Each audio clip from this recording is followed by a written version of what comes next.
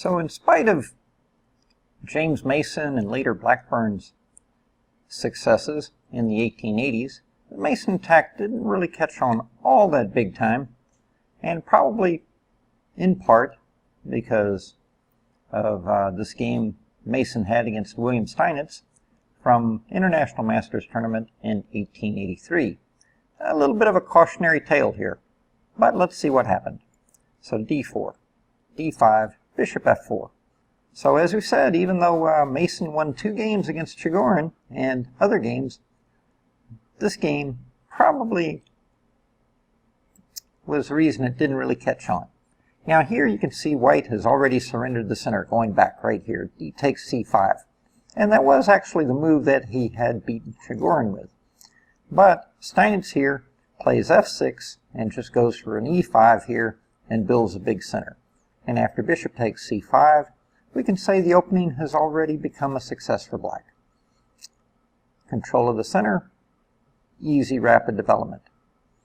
So then came knight takes and bishop back and knight up to f5. So with this move, Steinitz announces his intention to go collect the bishop pair. He's now created the option of knight takes on g3, and Steinitz was the first one to write about how to play with the bishop pair when you have flexible pawns on both sides. A pair of games he played in the 1880s, in fact. Samuel Rosenthal versus Steinitz, Vienna, 1873, and a game Berthold English versus Steinitz around about 10 years later. Now Black could also just simply sit on the center and complete his development, but Steinitz went after the bishop pair.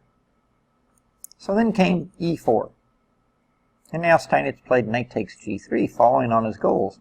Of course, d takes e4 and queen e7 was certainly a reasonable way to play. I mean, after all, this bishop's not really going anywhere. You can take it later. But Steinitz collected the bishops. After pawn takes, and now d4.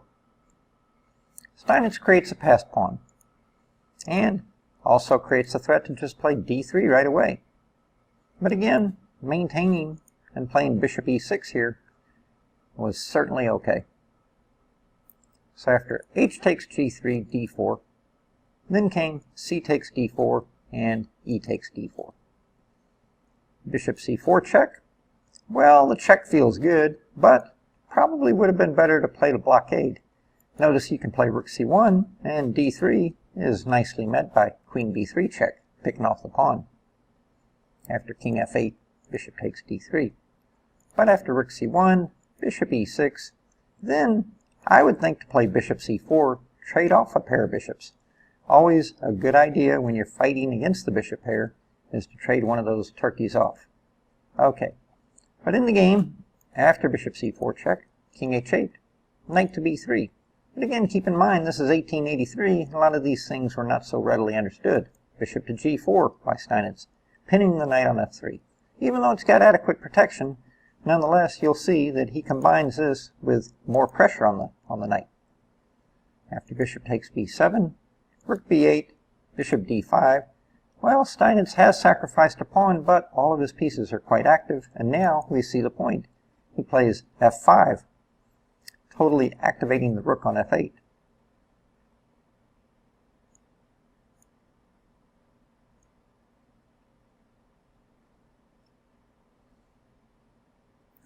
So now here, White plays knight at b to d2. Very natural move, considering that he wants to try and give a little support here to the poor knight on f3. But knight c1, with the idea of trying to come up here and blockade, also had a lot to go for it.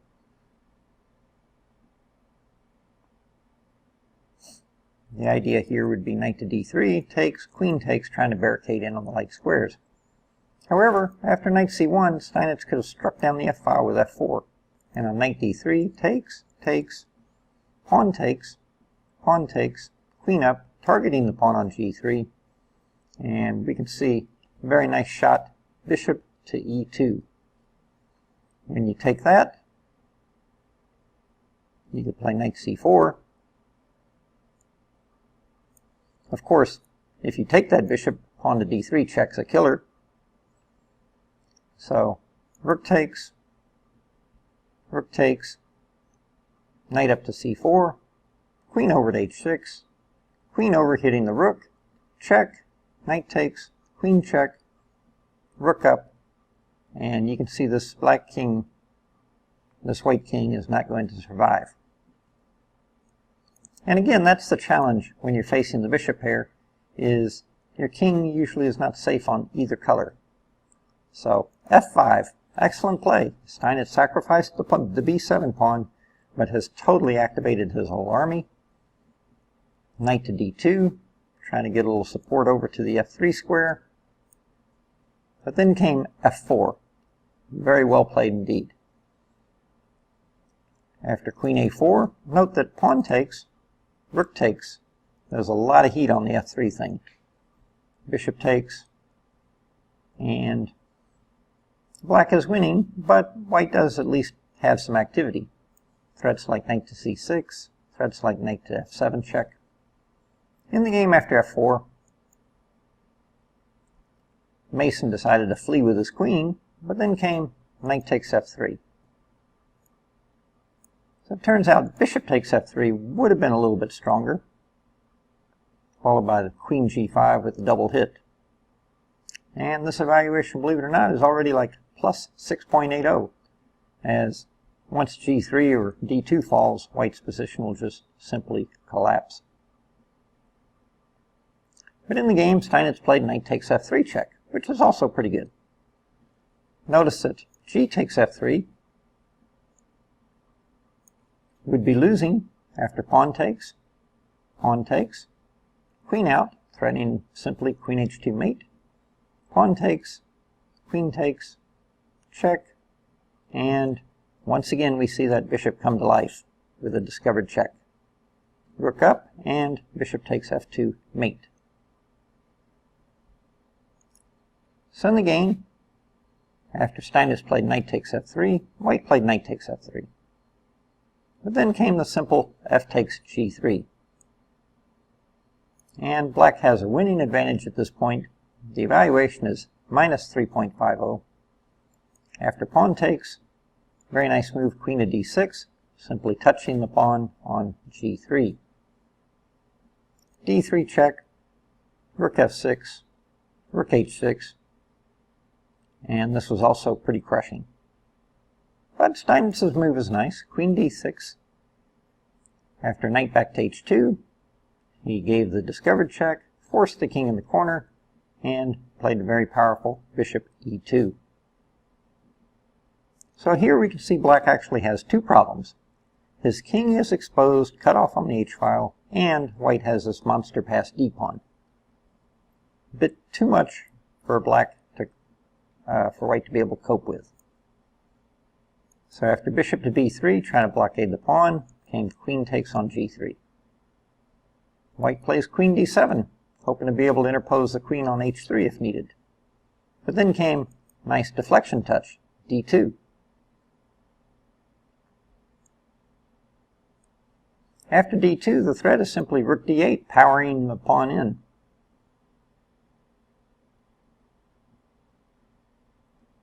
Very nice example of the play with the two bishops. Okay, so that's the threat. So after d2, white felt he'd better go ahead and eliminate that pawn. But then came rediagonalization, or bishop relocation as we like to call it, bishop back to c7.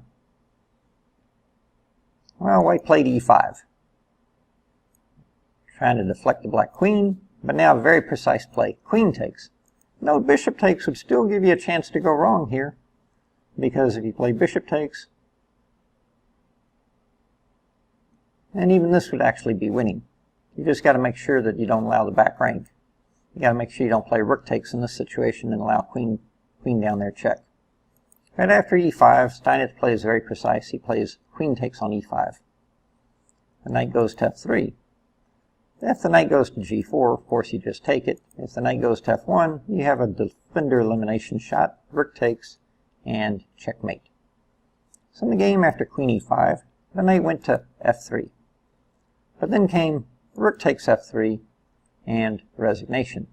After rook takes f3, it's just absolutely collapsing. g3, queen check, queen check, and rook mate. So, a very powerful game by the reigning world champion at that time, and first official world champion, William Steinitz, but going right back to the opening, after bishop f4, c5, d takes c5, is not considered the way to play to offer any type of advantage. In later years, moves like e3, c3, knight f3, knight d2, building up the standard position, was considered the way to play for white. So as mentioned, James Mason, first to play the Mason attack, had won a couple of games against Mikhail Chigorin. We saw one of them earlier, the father of Russian chess. In the encounter in 1889, Chigorin played c5, the same as Steinitz had played. But this time, Mason played something different. Instead of d takes c5, he played bishop takes b8. Of course, this is an attempt to improve on the earlier disaster against William Steinitz. However, he does surrender the bishop that has moved twice for a black knight that hasn't even moved. So after rook takes, he now plays d takes c5. And here, black plays queen a5 check, but certainly he could continue with simply e6, threatening to regain the pawn. And we will probably look at that in the theory section. But after d takes c5, queen a5 check, knight to c3, well, black plays very nice. He plays e6. Now he's ready to recover the pawn. And white plays e4, trying to get a lead in development. Black plays bishop takes c5, offering a pawn sacrifice. Now note that a nasty trap that comes up in a similar opening with colors reversed is that after d takes e4, bishop b5 check, king e7, and queen d6 check, and this is a disaster for the black team. But after e6, e4, excellent, bishop takes c5, Chigorin rises to the occasion and offers a pawn sacrifice. After e takes d5, simply knight f6. Very good. Father of Russian chess offers a pawn to accelerate his own development. Well, if you take the pawn right away, simply bishop takes, check, king up, and you can see the whole army has rapidly mobilized. Easy, no question, compensation for the pawn. Black has the two bishops, active development, and the king can always trot back to f8 if needed. So in the game, after knight f6, Chigorin played bishop to b5 check, king e7, and then knight f3. Knight at gd2 would be equal, but knight f3. Well, then came knight takes d5, recovering the pawn. And here, after queen d2, Chigorin made one of those mistakes that is kind of attributed probably to him learning chess a little late in life. Simply bishop to b4 would be full equality, or bishop back to b6, protecting the queen. Either one would be perfectly okay. In the game, after queen d2, Chigorin plays knight takes c3, an absolutely horrible blunder that we mentioned. He was prone to these occasional oversights. Well, then came queen to g5 check, probably the move Chigorin overlooked. And after f6, queen g7 check was also winning, but with a bit more excitement. But instead, after queen g5 check, f6, simply queen takes on c5 with check, and after king f7, 13 bishop e8 check, the hidden discovered attack picks off the black queen, and a 13-move victory against one of the best players in the world. But let's do a quick summary. In the opening, after bishop f4, c5, Mason played bishop takes b8, and this is an approach that we do not really recommend for white. After all, you're giving up the bishop that's moved twice for a knight that has yet to move, and on top of that, you're surrendering the center. After queen check, and e6, and knight f6, black was actually certainly doing quite okay. He just went astray a few moves later. Nonetheless, a stunning victory for the Mason attack. So as we've shown, James Mason had quite a bit of success with the so-called Mason attack, and then he passed away a little bit after the 1900s. And in 1922, London organized the British Chess Federation Congress, which was won by the third world champion Jose Raul Capablanca with an undefeated score of 13 points out of 15. A very, very impressive performance indeed, considering such legends as Alekhine, Rubinstein, Vidmar, Reti, Erba, Bogolyubov, Maroczy, among others, were all participating.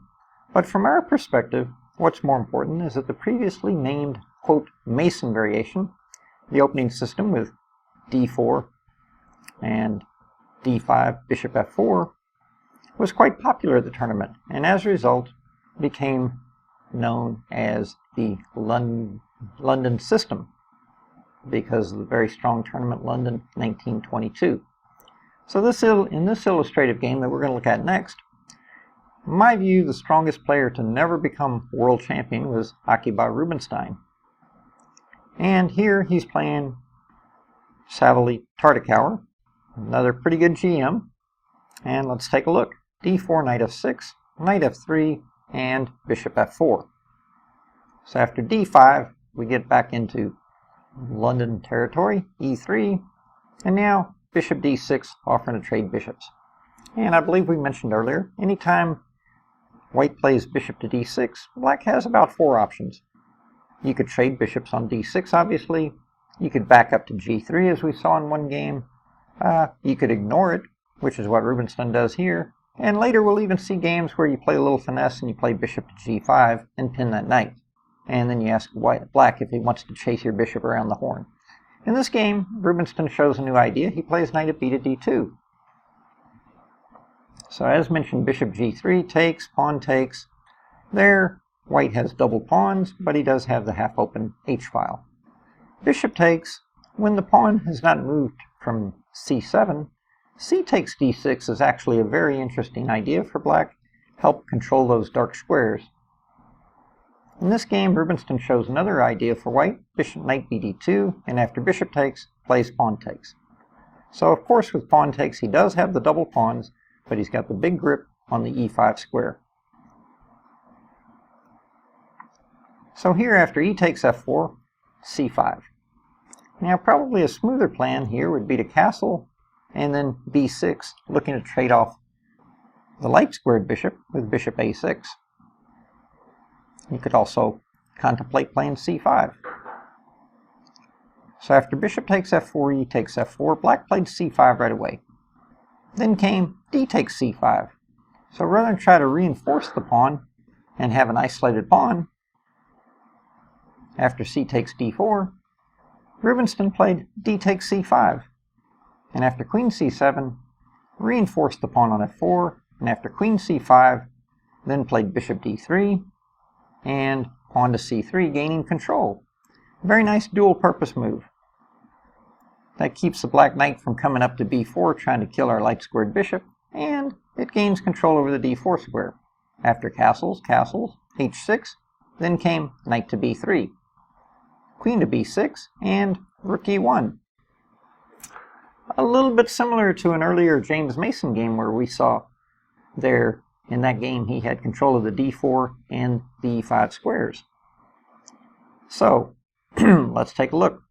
White does have control of these two squares. He's got the better bishop, and he's got a half-open e-file to work with.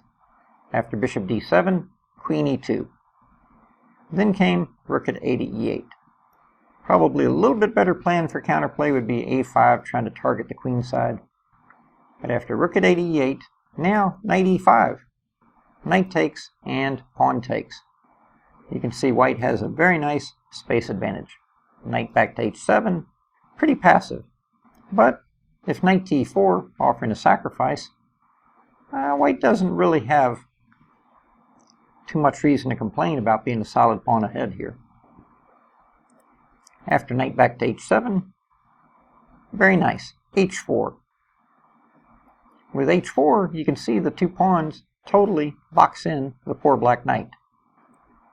Well, then came f5, trying to gain a little space on that side.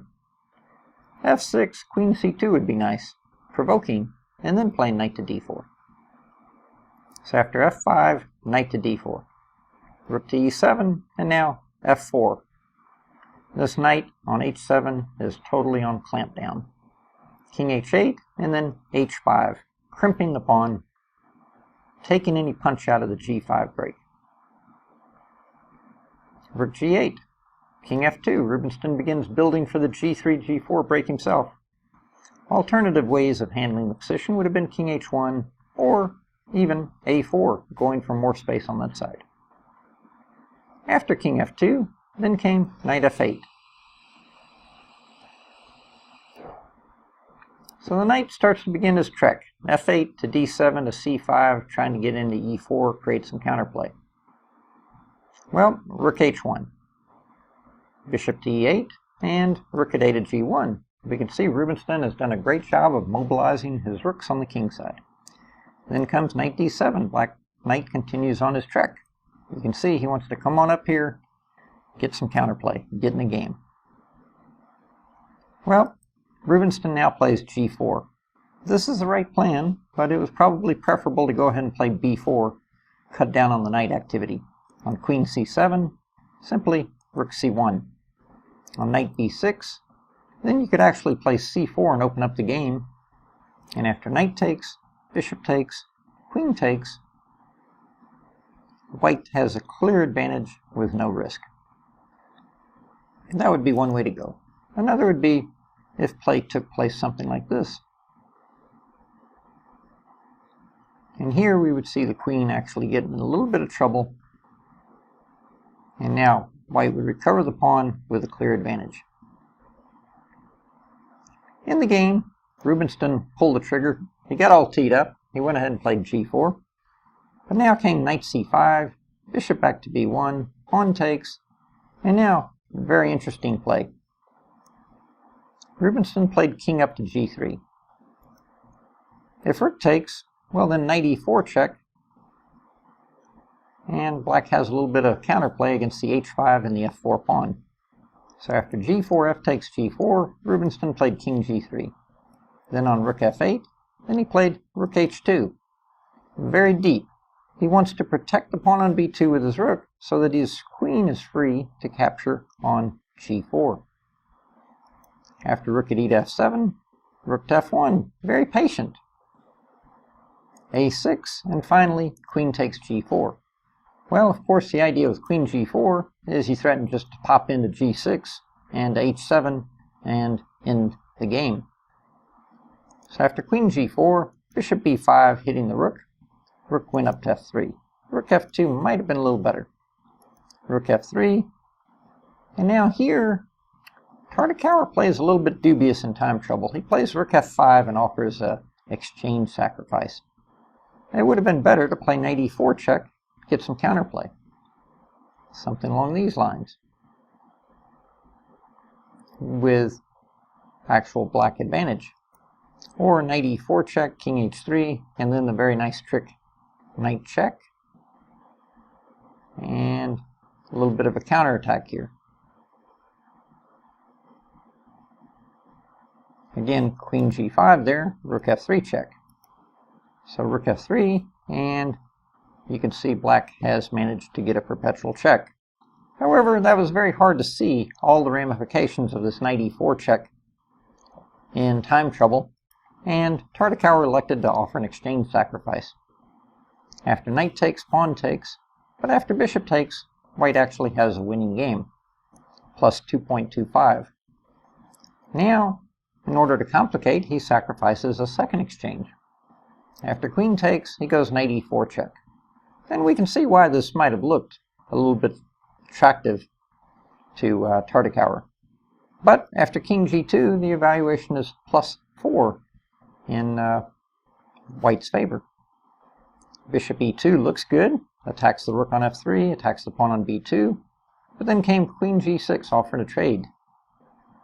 And after bishop takes, black has recovered one exchange, but white has an overwhelmingly winning position. He plays for the check, but now a very nice defensive play as Rubinstein simply secures his king.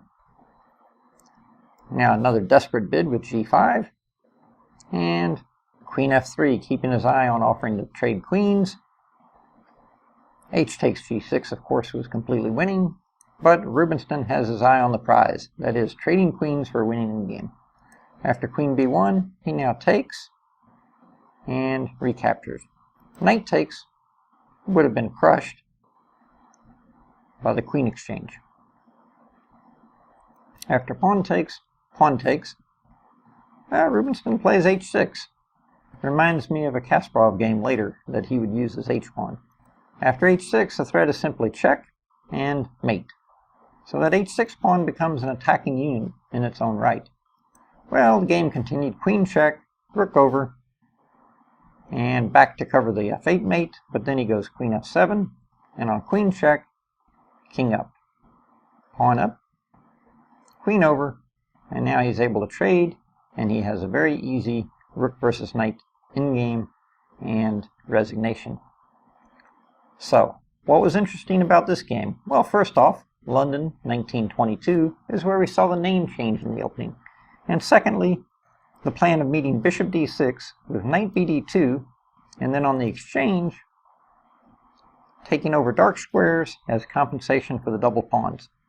And after c5, very nice plan of pawn takes, g3, and then later playing c3 with a very nice grip on the dark squares.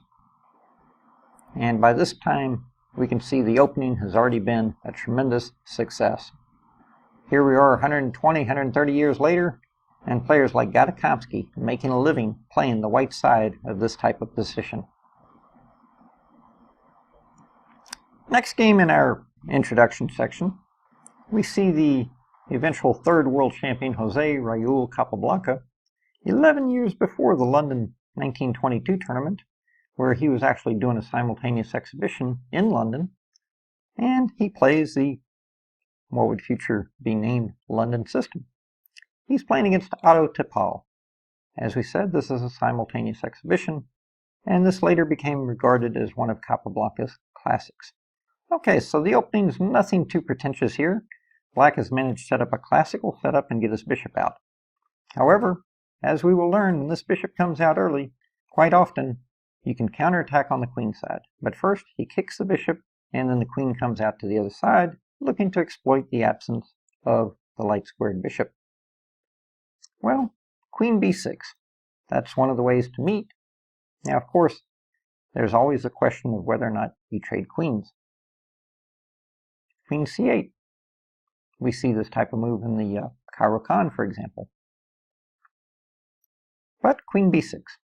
Then came knight e5. Now note that the immediate exchange of queens doesn't really offer so much, but may offer a slight edge. The double pawns are kind of fixed. Sometimes bishop c7 can be a little sneaky. In the game, Capa played knight e5. After knight takes, bishop takes. Again, queen takes, pawn takes, bishop b5 may offer white a little bit. After knight e5, knight takes, bishop takes, and then knight to d7.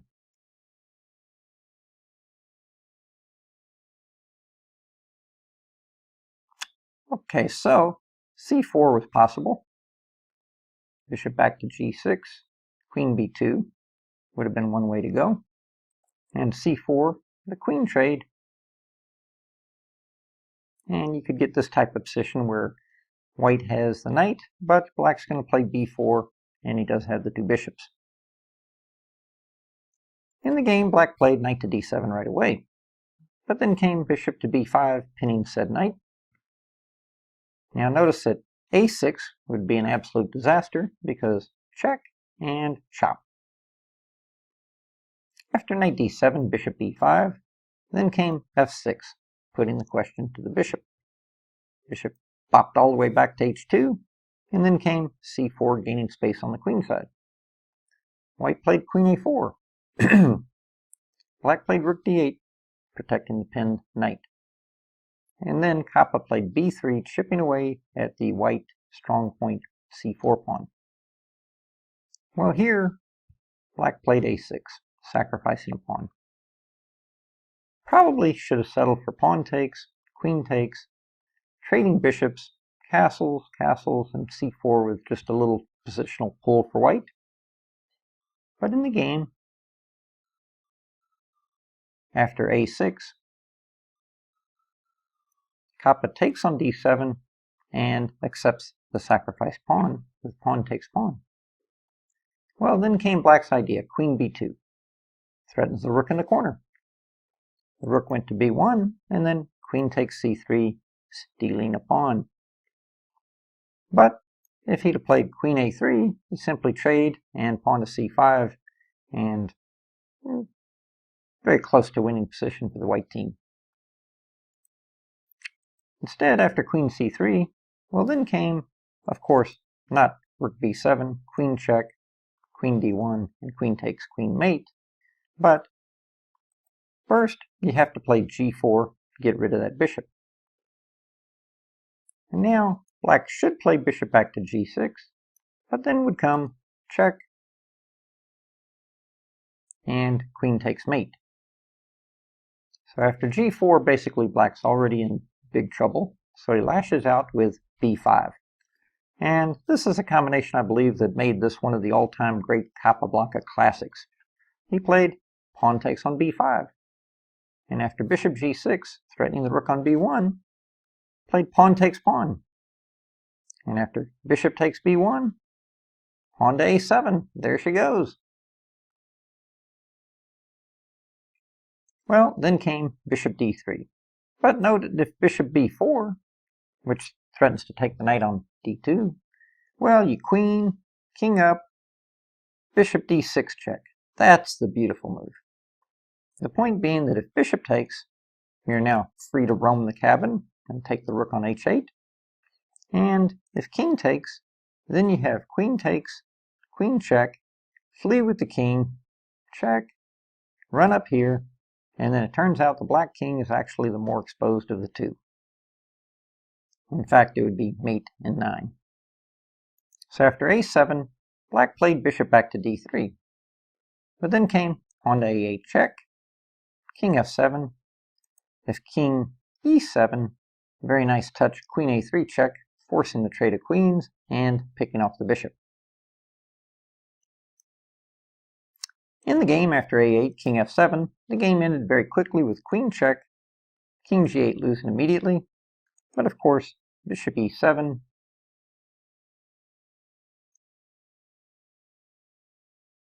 and that would be a typical finish. Or after queen d7 check, the immediate king g6 check, and mate. In the game after queen d7, king g8, and then queen e6 mate is what actually happened. Let's go back, take a quick look here at the opening. Kappa played h3 and queen b3, exploiting the absence of the light squared bishop. This is a motif that we will see many, many, many times.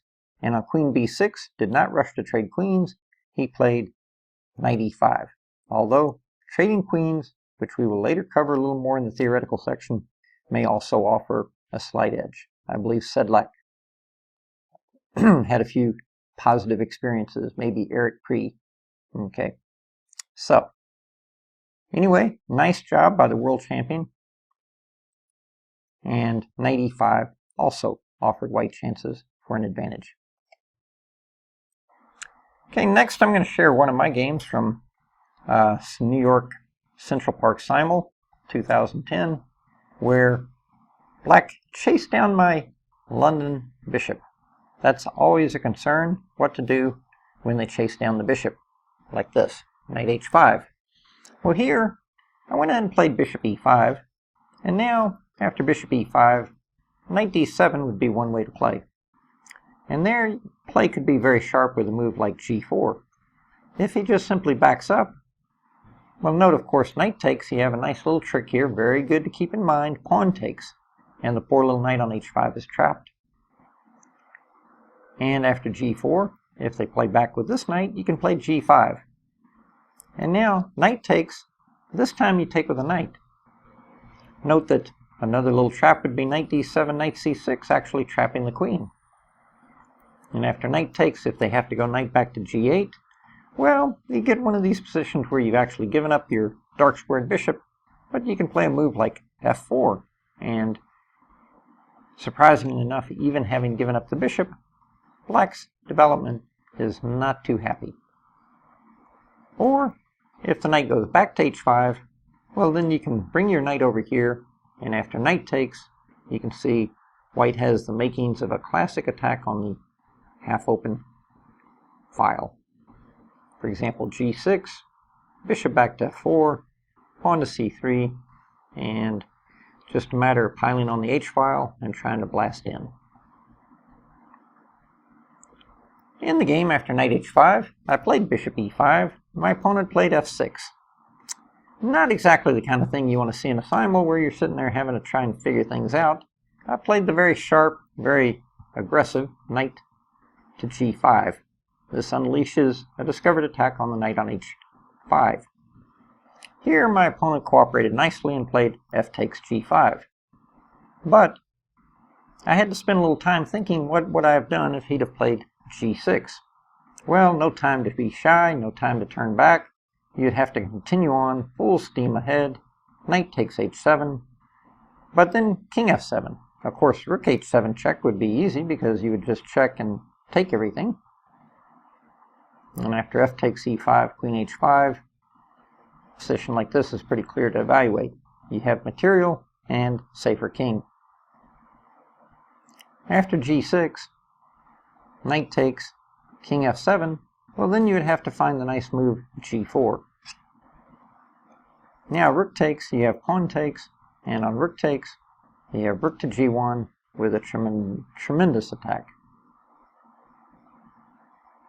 And here black is not happy. White's very aggressively placed. For example, knight d7, bishop f4, and queen up, quick queenside castle, all the makings of a kingside attack for the white team.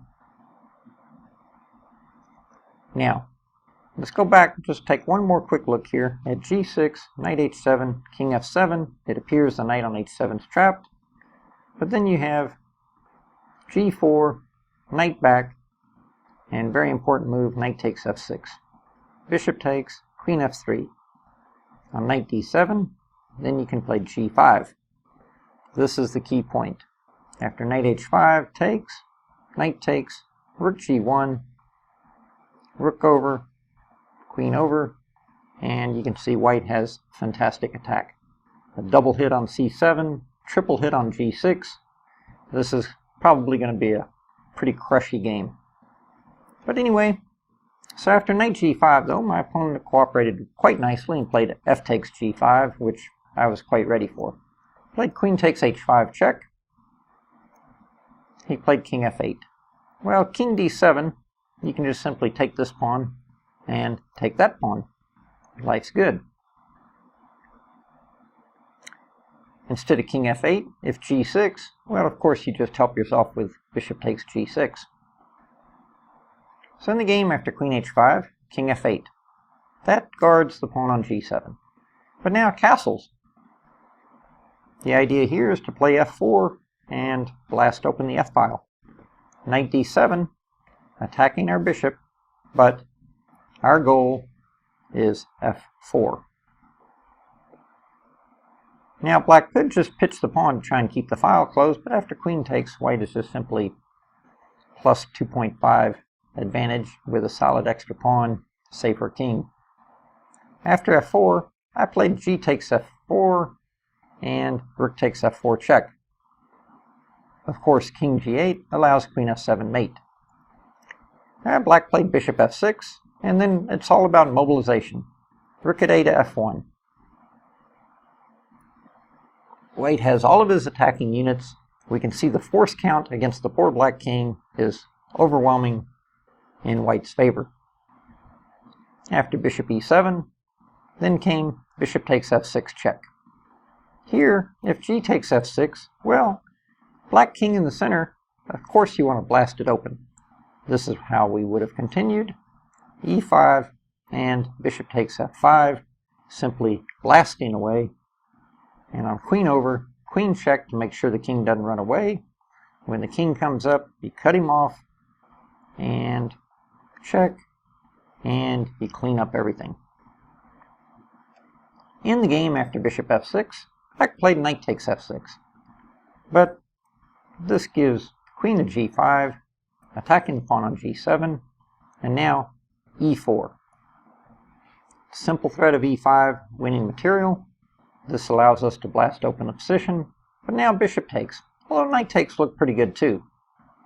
In the end, I decided on bishop takes, gaining the tempo, hitting that rook in the corner. After rook b8, queen e5. This threatens to crash in on c7. Knight takes e4. Well, we could look at king d8, but this position, one move is not going to really save. Here we played queen takes c7 check, bishop d7, and then simply knight e4. Again, black is totally mobilized. After rook d8, queen check, and now a very nice quiet move. We'd like to play rook f7, but we don't want him giving up the queen for the two rooks. So here, very quiet move, knight to g5. Knight g5 threatens very simple, straightforward, rook down, and queen in mate. But knight to g5 is not really one of those easy moves to see, because you're thinking to look for something more direct, and you have to anticipate what you're going to do on bishop to b5, trying to win material. Now, of course, note that h6, you would just simply carry out your threat and checkmate. After bishop b5, though, we had a very nice finish with rook f8 check. Queen takes, rook takes, and queen takes on e6 checkmate. So, an important game from the point of view of you always want to be careful in the London system and have a plan in mind if they come chasing after your prized bishop. Now, one idea, of course, is to let it sit and play pawn takes on f4 and get the big grip on e5. Another idea is to pull the bishop back to g3 sometimes, but in this case, I threw the bishop into e5, and after f6, played the very sharp attacking continuation, knight to g5. Another very nice tool in our toolkit to keep in mind.